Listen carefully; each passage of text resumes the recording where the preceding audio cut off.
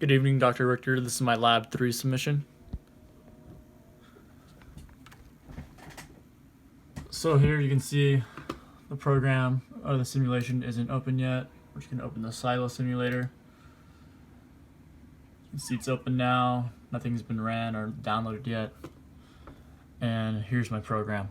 And so here on this first rung, we're controlling the run light. I named it the run light / control because the run light has to be on for the rest of the program to work.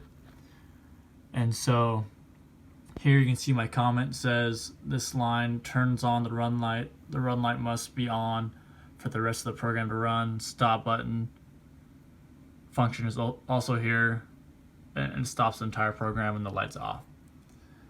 And so you can see our first logic statement is check if the stop button is closed, which it is normally opened or normally closed, excuse me. If that's true, and if the start button, which is a normally closed or normally open button, once it's pressed, it will be closed, and this will become true, and the run light will turn on. And then you can see here in this branch, once that run light is on and the start button is released, this statement here becomes false, but because that run light is already on, it's going to take this alternate path and move through here and continue to energize the run light. Rung 2, we're making sure that the run light is still on. If the run light's on, then we are going to see if the proximity sensor is off. If the proximity sensor is off, then the conveyor belt will begin to move.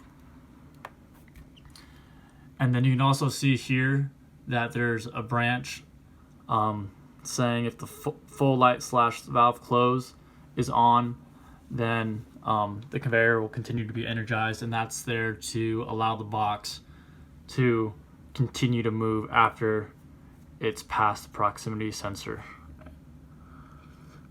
And then here we have our full light and our valve open rung, and here we're checking if our run light is on. If the run light is on, we're going to check if the proximity sensor is on as well. If that's on, we're going to move to the next logic statement, which says it's checking if the conveyor is off. If the conveyor is off, then we're going to check to see if the full light is also off.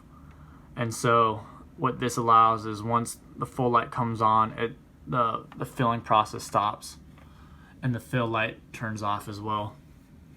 And then here in our last rung, we are controlling our full light, and so the full light will only come on once the level sensor is on and the proximity sensor is on. And then once the level sensor turns off, this will check for the full light.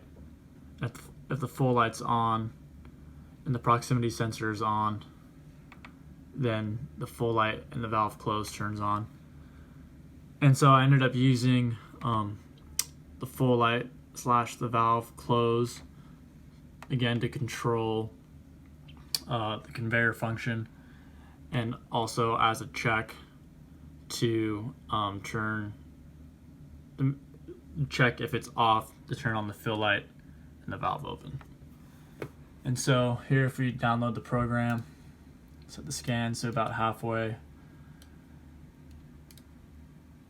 click run, you can see if I click the start button, the conveyor turns on, the box fills up, the fill light turns on when it's being filled, the full light turns on once it's full, and you can see those turn off appropriately. And we can click stop, and the program stops, and we can click start again, and it continues right where it left off. And we can stop it at any point here. We can stop it before it reaches the silo, during the fill, or after.